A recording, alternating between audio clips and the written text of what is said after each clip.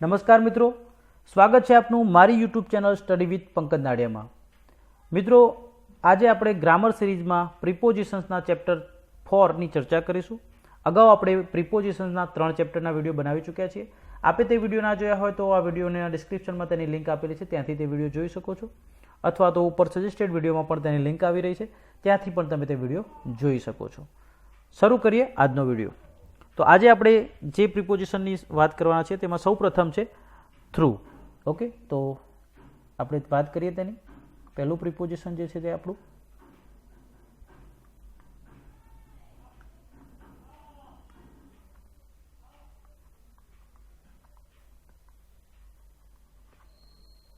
Okay through.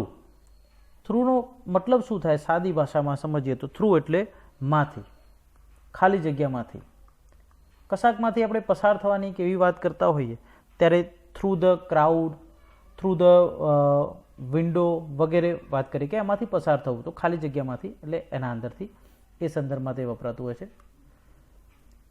તો લખીએ એના વિશે કે માંથી, ખાલી જગ્યામાંથી પસાર થવાના સંદર્ભમાં થ્રુ વપરાય છે.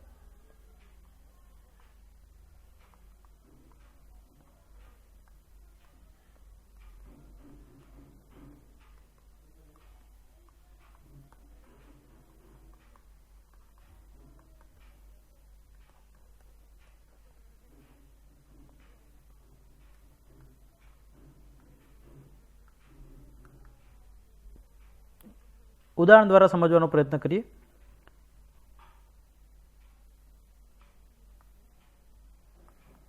ટીના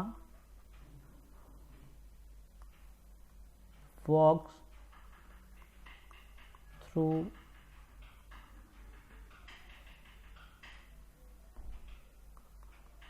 the farm. તો તે ખેતરમાંથી પસાર થાય છે. ઓકે, બીજું કોઈ વાક્ય લઈએ, જેમ કે દે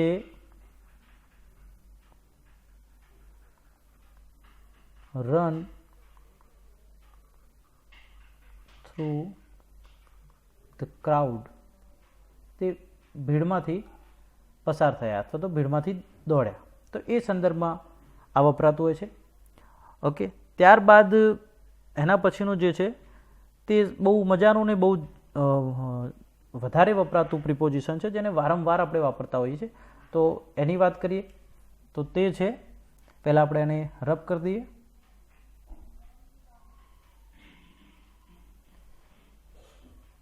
તે જે પ્રિપોઝિશન છે તેની વાત કરીએ તો ઓફ. ઓકે, જોઈએ આપણે ઓફ. ઓફ પ્રિપોઝિશન મિત્રો એના બહુ બધા સંદર્ભમાં વપરાય છે. નો, નું, ની. ઓકે, નો, ની, નું, ના વગેરે. આનો અર્થ આવો થતો હોય છે. તો એનો છઠ્ઠી વિભક્તિ તરીકે માલિકીના સંદર્ભમાં ઓફ વપરાય છે. તો અહીંયા કૌંસમાં લખી દઈએ આપણે કે છઠ્ઠી વિભક્તિ તરીકે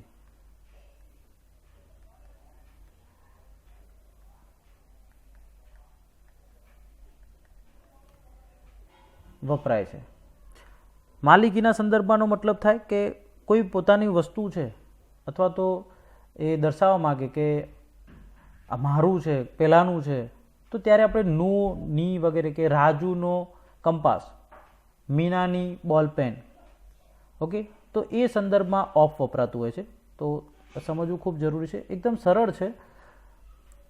તો માલિકીના સંદર્ભમાં વપરાય છે, લખી દઈએ આપણે માલિકીના સંદર્ભમાં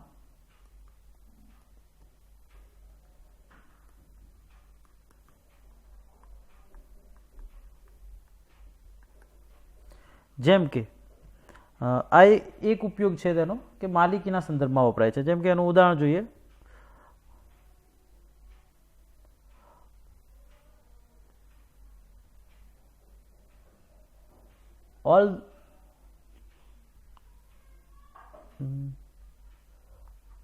all the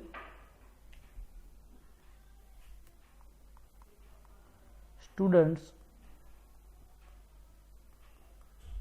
of class 10th are talented.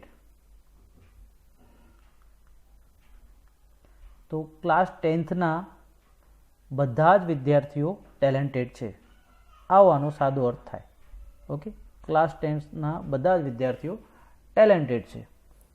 તો આ ના એ રીતના સંદર્ભમાં વપરાય છે.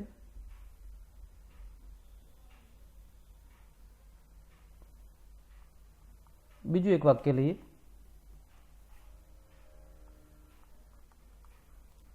Colour of the cat is black. તો colour of the cat is black. કેટનો, બિલાડીનો કલર બ્લેક છે. તો ઓફ અહીંયા વપરાયું એટલે બિલાડીનો અહીંયા ધોરણ 10ના ક્લાસ 10થના એ સંદર્ભમાં. તો એ સંદર્ભમાં આવા ઓફનો ઉપયોગ થતો હોય છે. એ સિવાય બીજો એનો એક ઉપયોગ છે મિત્રો, અને તે છે કોઈ રોગથી, કોઈ પણ રોગથી મૃત્યુ પામવામાં આવે ત્યારે એ દર્શાવવા માટે એનો ઉપયોગ થતો હોય છે. અને ત્યારે એવું દર્શાવવું હોય આપણે કે કોઈ રોગથી કોઈ વ્યક્તિ મરી જાય ત્યારે આપણે એ દર્શાવવા માટે ઓફનો ઉપયોગ કરીએ છીએ. તો આપણે લખીએ કે કોઈ પણ રોગથી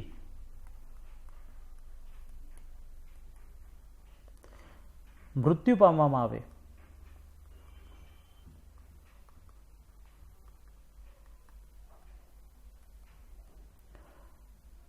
તો તે દર્શાવવા માટે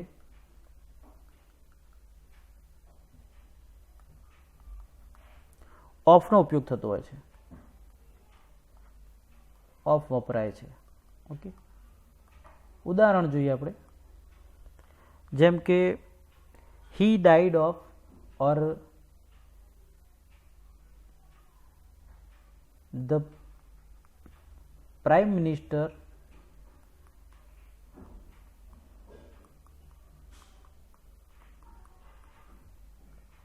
died of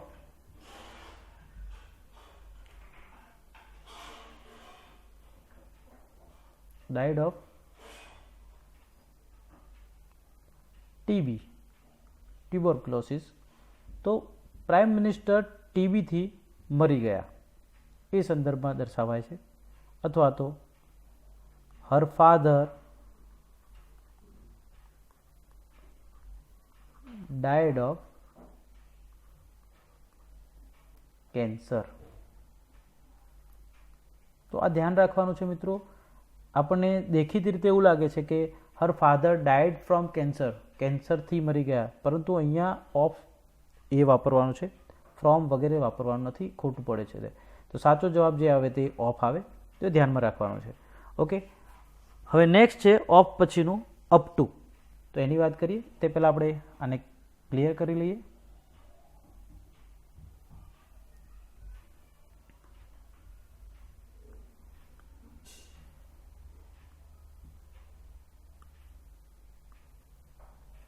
તો હવેનું જે પ્રિપોઝિશન છે તે છે અપ ટુ.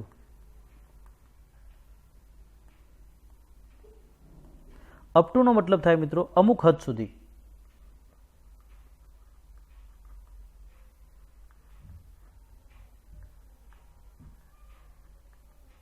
ઓકે, અમુક હદ સુધી, ખાલી જગ્યાની મર્યાદા સુધી, તેથી વધારે નહીં, તે અર્થમાં અપ ટુ વપરાતું હોય છે. તો આપણે લખીએ કે અમુક હદ સુધી, ખાલી જગ્યાની મર્યાદા સુધી,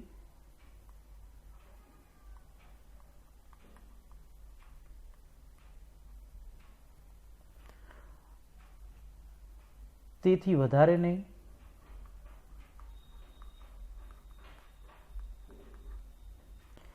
તેવા સંદર્ભમાં અથવા તો તેવા અર્થમાં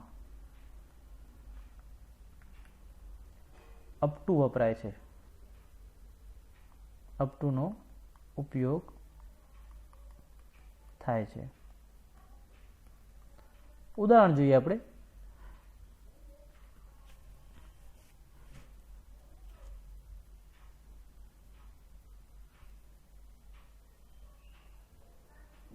જેમ કે I drive up to the forest. હું જંગલ સુધી ચલાવીશ. કંઈ કાર વગેરે, આઈ ડ્રાઈવ, અહીંયા વચ્ચે એક વર્ડ આપણે મૂકી શકતા, I drive car up to the forest. તો હું જંગલ આવે ત્યાં સુધી, અથવા તો તેથી વધારે નહીં, જંગલથી વધારે નહીં, ત્યાંની મર્યાદા ફિક્સ કે જંગલ આવે ત્યાં સુધી હું કાર ચલાવીશ. બીજું એક એક્ઝામ્પલ જોઈએ. Ishita walks up to the hill. Ishita woke up to the hill. પર્વત સુધી ઈશિતા ચાલશે. તો ત્યાં એ સંદર્ભમાં અપ ટુ વપરાય છે, એક હદ દર્શાવવા માટે કે ત્યાં સુધી, અમુક હદ સુધી, એવું દર્શાવવા અપ ટુનો ઉપયોગ થાય છે.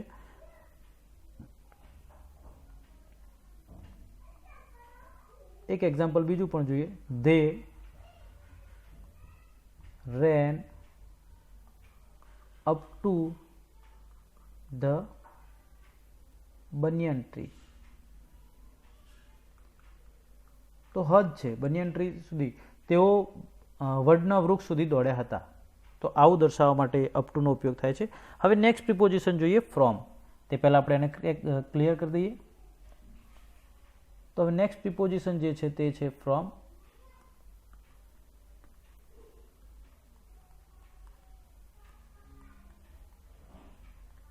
ફ્રોમનો મતલબ થાય મિત્રો થી.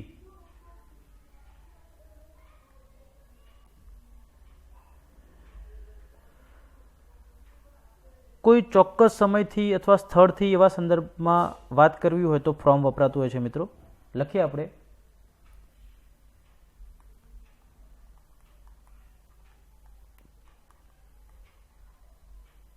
ચોક્કસ સમયથી, કોઈ ચોક્કસ સમયથી અથવા ચોક્કસ સ્થળથી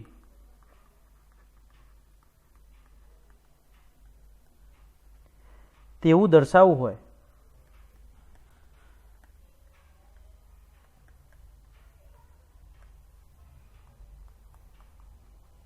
તો ફ્રોમનો ઉપયોગ થાય છે.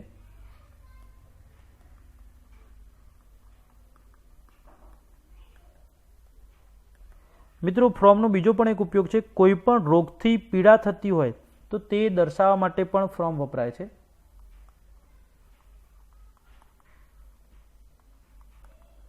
કોઈ રોગથી પીડા થતી હોય તો તે દર્શાવવા માટે પણ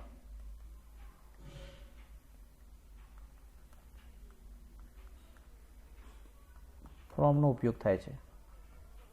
ફ્રોમ વપરાય છે એવું લખીએ આપણે. ઓકે, તો આના બે ઉપયોગ છે.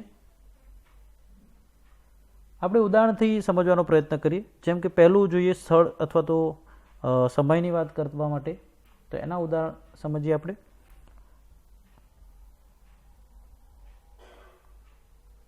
Ramila went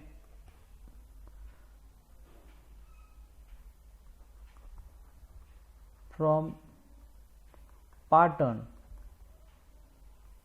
to Mehsana.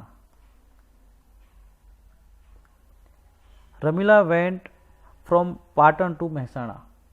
તો રમીલા પાટણથી મહેસાણા ગઈ. ઓકે, બીજું એક ઉદાહરણ સમજવાનો પ્રયત્ન કરીએ સમય વિશેનું, કે રામુ કાકા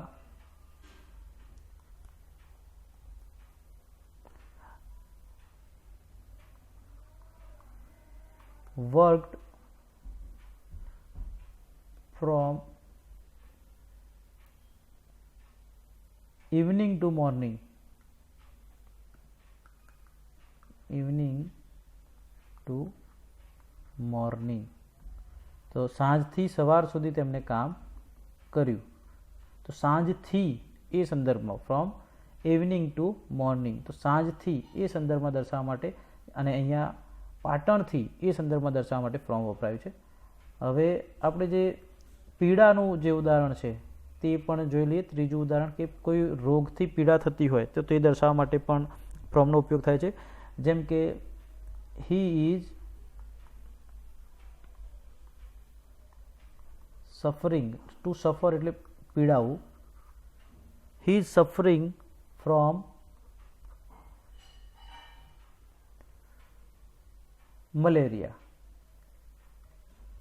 કોઈ પણ રોગનું આપણે નામ લખી શકીએ. He is suffering from malaria, તે મલેરિયાથી પીડાય છે. અથવા તો they are suffering from COVID-19. તો એ પણ એક ડિસીઝ છે, રોગ છે. તો રોગથી પીડા દર્શાવવા માટે આ રીતના ફ્રોમ વપરાતું હોય છે. તો એ સમજવું જરૂરી છે. હવે આપણે નેક્સ્ટ વાત કરીએ ટુની.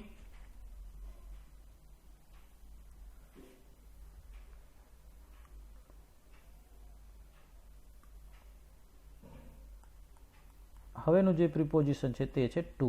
ઓકે, ટુ એટલે ની તરફ, ખાલી જગ્યાની તરફ, એ દર્શાવવા માટે વપરાતું હોય છે. ખાલી જગ્યાની દિશા તરફ ગતિ સૂચવતા ક્રિયાપદ સાથે વપરાય છે. સાથે લખવું હોય તો આપણે લખી શકીએ. તો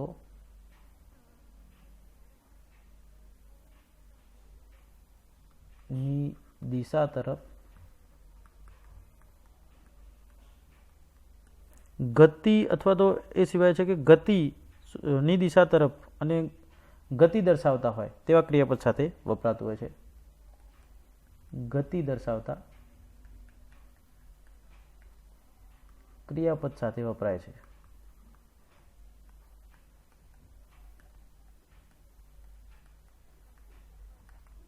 બરાબર છે. ગતિ દર્શાવતા ક્રિયાપદ સાથે વાપરવામાં આવે છે. ત્યારે ઉદાહરણ દ્વારા સમજવાનો પ્રયત્ન કરીએ. ખાલી જગ્યાની તરફ એટલે કોઈની તરફ એવું દર્શાવવું હોય અને ગતિ દર્શાવતા ક્રિયાપદ હોય તેની સાથે તે વપરાતું હોય છે. એક્ઝામ્પલ જોઈએ, આપણે ઉદાહરણ જોઈએ. જેમ કે બસ વેન ટુ બસ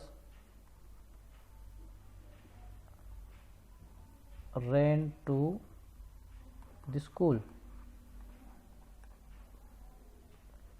બસ શાળા તરફ દોડી.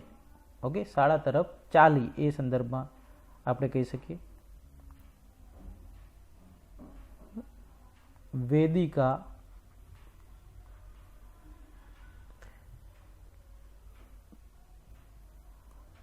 walks to the temple.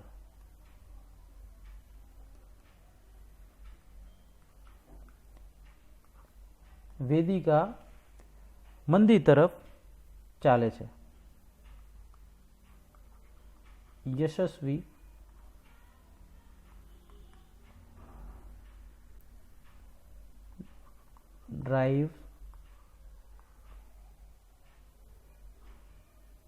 drive a car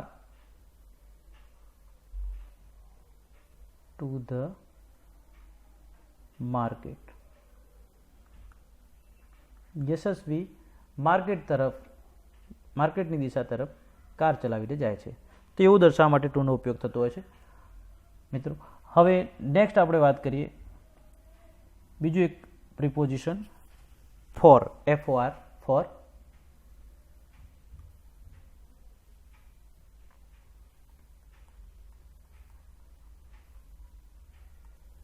ફોરનો ઉપયોગ, ફોર એટલે થી એવા સંદર્ભમાં વપરાય છે. ફોર પણ થી એવા સંદર્ભમાં વપરાય છે. કોઈ અચોક્કસ સમયનો ગાળો દર્શાવ્યો હોય ત્યારે ફોર દ્વારા સૂચવવામાં આવે છે. અચોક્કસ સમયગાળો દર્શાવવા માટે, નિશ્ચિત ના હોય છે એવા અચોક્કસ સમયગાળો દર્શાવવા માટે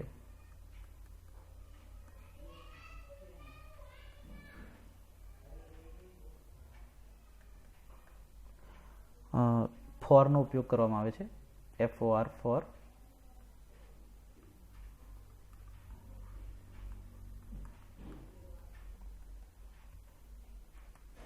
બરાબર છે. કોઈ અનિશ્ચિત સમય હોય, અચોક્કસ સમય હોય એ દર્શાવવો હોય તો ફોર વપરાય છે. સામાન્ય રીતે તે પૂર્ણ વર્તમાન કાળમાં વપરાતું હોય છે.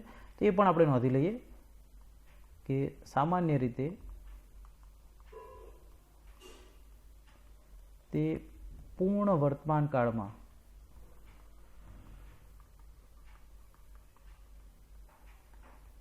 વપરાય છે.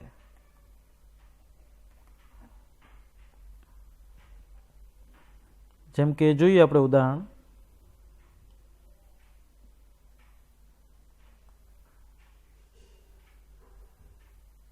we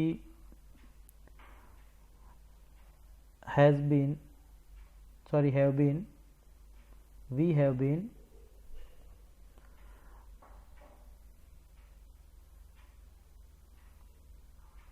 'here for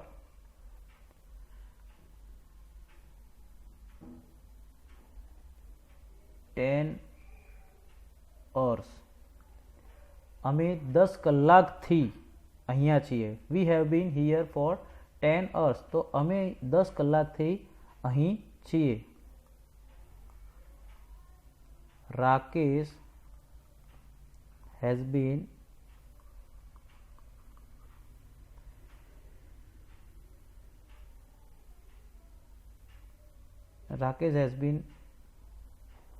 in Ahmedabad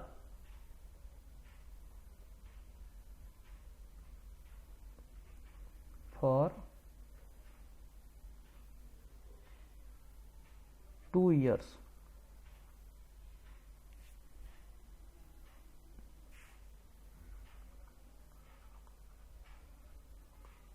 Rakesh has been in Ahmedabad for 2 years.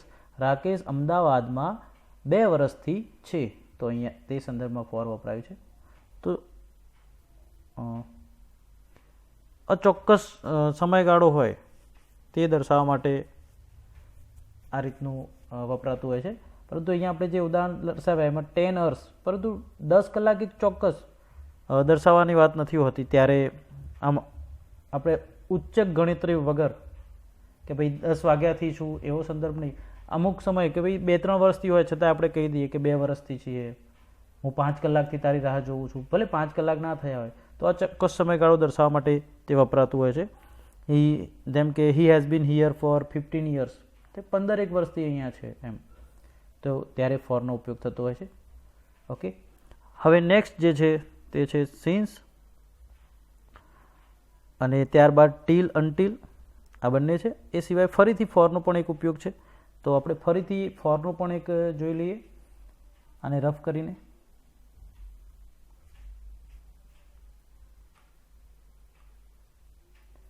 તો બીજું એક ફોર જે વપરાય છે તે છે ફોર. તો ફોર એટલે માટે. માટે અને કારણ કેના સંદર્ભમાં પણ તે વપરાય છે. ફોર એટલે માટે અથવા કારણ કે. તો જ્યારે આપણે વાત કરીએ કે કોઈ કારણથી, કોઈ કારણ કે માટે એવા સંદર્ભમાં વાત કરવી હોય ત્યારે ફોરનો પણ ઉપયોગ થાય છે. એક્ઝામ્પલ દ્વારા સમજીએ આપણે. જેમ કે Rahil was punished for his carelessness.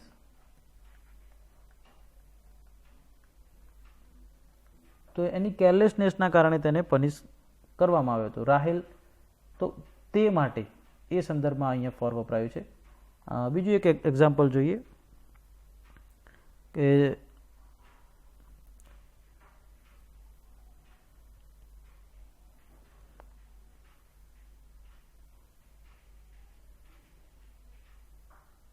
he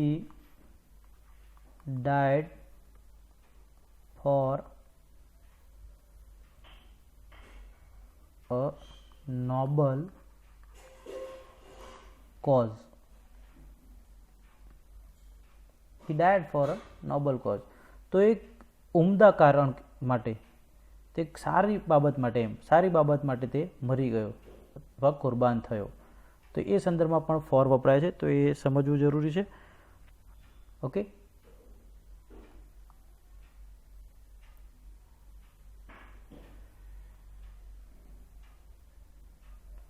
એક એક્ઝામ્પલ બીજું જોઈએ, જેમ કે they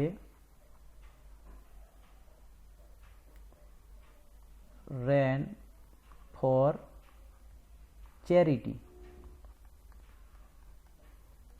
તેઓ ચેરિટી માટે દોડ્યા. ઓકે. અથવા તો they play for charity, તેઓ ચેરિટી માટે રમ્યા, તો ત્યાં પણ ફોર વપરાય છે. હવે વાત કરીએ સિન્સની.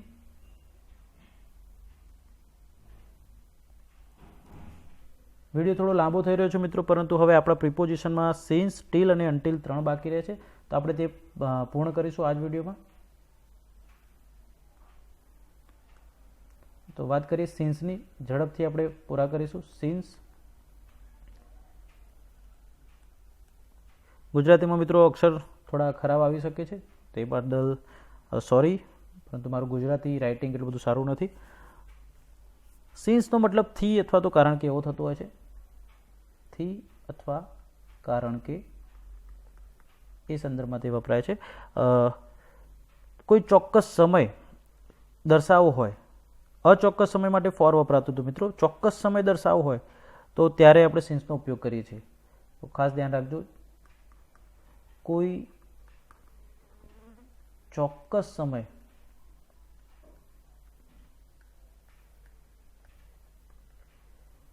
દર્શાવવા માટે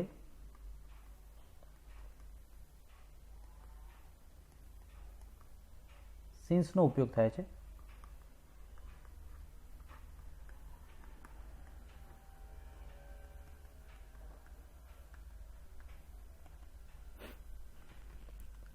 સામાન્ય રીતે તે પૂર્ણ વર્તમાન કાળમાં વપરાતું હોય છે. સિન્સ પણ સામાન્ય રીતે, તો એ પણ આપણે લખી દઈએ કે સામાન્ય રીતે તે પૂર્ણ વર્તમાન કાળમાં વપરાય છે. ટૂંકમાં લખ્યું છે આપણે પૂર્ણ વર્તમાન કાળ માટે પૂવકા. એક્ઝામ્પલ જોઈએ આપણે. બીજા એના માટેના જે શબ્દો છે, જે નિશ્ચિત સમય દર્શાવવા માટેના, એવા કેટલાક શબ્દોની પણ નોંધ લઈ લઈએ આપણે. જેમ કે લાસ્ટ ઇવનિંગ, ચોક્કસ સમય દર્શાવવા માટે જે વપરાતા હોય છે, એવા કેટલાક શબ્દોની નોંધ જોઈએ કે એવા કયા કયા શબ્દો હોઈ શકે. તો જેમ કે લાસ્ટ ઇવનિંગ, પછી morning, birthday, morning, birthday. Okay. આવા સમય સાથે સિન્સ વપરાય છે. આવા નિશ્ચિત સમય સાથે સિન્સ વાપરવામાં આવતું હોય છે, તો એ તમારે ધ્યાન રાખવાનું છે. ખાસ શબ્દો લાસ્ટ, ઇવનિંગ, મોર્નિંગ, બર્થડે, આવા શબ્દો હોય તેની સાથે સિન્સ વપરાતું હોય છે. હવે એનું એક્ઝામ્પલ જોઈએ આપણે.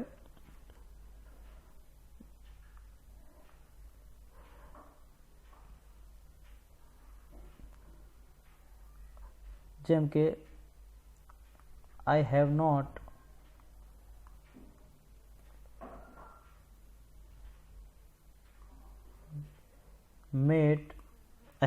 met him since last evening. Okay, I have not met him since sorry, last evening બંને લખવાની ખાસ જરૂર નથી. સિન્સ ઇવનિંગ પણ ચાલે, લાસ્ટ ઇવનિંગ એટલે ગઈ સાંજ એવું સંદર્ભમાં પણ ચાલશે. I have not met him since last evening, હું તેમને ગઈ સાંજથી મળ્યો નથી. બીજું આપણે લખવું હોય તો પણ લખી શકીએ, we have not seen him since, અહીંયા તારીખ દર્શાવી આપણે, સિન્સ કોઈ પણ તારીખ આપણે દર્શાવી શકીએ, સિન્સ 2nd જાન્યુઆરી. ઓકે. તો આ મુજબ પણ સિન્સનો ઉપયોગ થતો હોય છે કોઈ ચોક્કસ સમયગાળો દર્શાવવાનો થાય એ દર્શાવવા માટે. હવે મિત્રો આપણે ટીલ અને અનટિલની વાત કરીએ.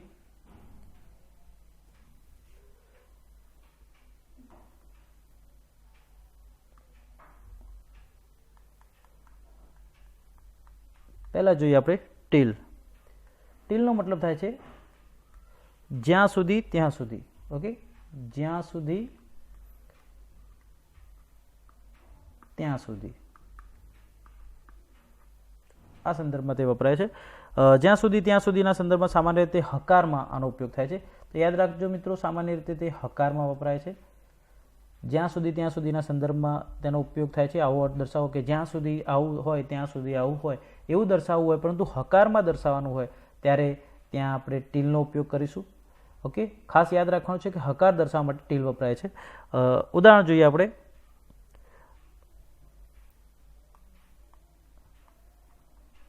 વેઇટ ટીલ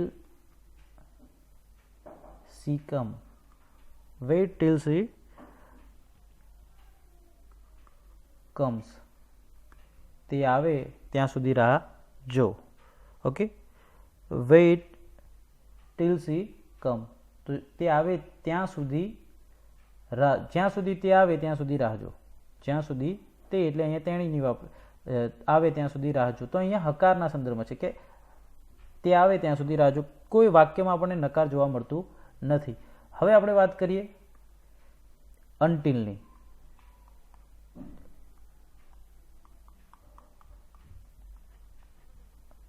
અનટિલનો મતલબ પણ જ્યાં સુધી ત્યાં સુધી થાય છે મિત્રો. જ્યાં સુધી ત્યાં સુધી એ સંદર્ભમાં અનટિલ પણ વપરાય છે, પરંતુ તે સામાન્ય રીતે નકારના સંદર્ભમાં વપરાય છે. જ્યારે નકારવાચક વાક્ય હોય ત્યારે અનટિલ વપરાય છે. જેમ કે અહીંયા હતું weight till she comes or weight teal આઈ કમ. હું જ્યાં સુધી આવું ત્યાં સુધી રાહ જો. તેણી જ્યાં સુધી આવે ત્યાં સુધી રાહ જો. તો અહીંયા હકાર વાક્ય છે. પરંતુ હવે આપણે આનું ઉદાહરણ લખીશું. ડોન્ટ ગો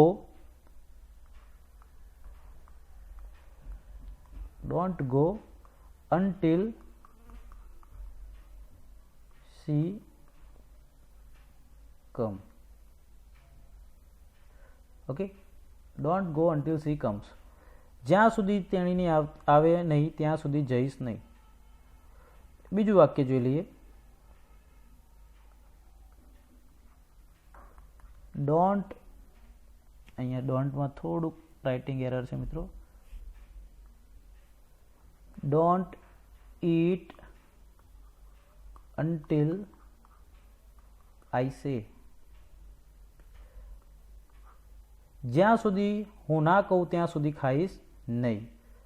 તો અહીંયા નકાર વાક્ય સૂચવે છે કે જ્યાં સુધી હું ના કહું ત્યાં સુધી ખાવાનું નથી. જ્યાં સુધી હું ના કહું ત્યાં સુધી ખાઈશ નહીં. ઓકે, અહીંયા એ રીતના જ આપણે કહી શકીએ weight eat or weight till she come, wait teal આઈ કમ. તો હું જ્યાં સુધી આવું ત્યાં સુધી રાહ જો. ઓકે, તો એ સંદર્ભમાં છે. તો ખાસ ધ્યાન એ રાખવાનું છે મિત્રો તમારે કે ટીલ જે છે એ હંમેશા હકારમાં દર્શાવાય છે, મોટાભાગે હકારમાં, અને અનટિલ જે છે તે નકાર દર્શાવે છે. ઓકે મિત્રો, તો આ મુજબ આપણે ટોટલ અત્યાર સુધીના 27 આ ચોથા ચેપ્ટરમાં 27 પ્રિપોઝિશન્સની ચર્ચા કરી ચૂક્યા છીએ. મિત્રો, આપને આ વિડીયો કેવો લાગ્યો તે કોમેન્ટમાં ચોક્કસથી જણાવો. વિડીયો ગમ્યો હોય તો વિડીયોને લાઈક કરો, તમારા મિત્રો સુધી શેર કરો, અને તમે મારી YouTube channel study with Pankaj Nadiya subscribe ના કરી હોય તો ચેનલને અત્યારે જ સબસ્ક્રાઈબ કરી લો, જેથી આવનારા તમામ નવા વિડીયોની અપડેટ આપને મળતી રહે. મળીએ એક નવા વિડીયો સાથે. ત્યાં સુધી આવજો.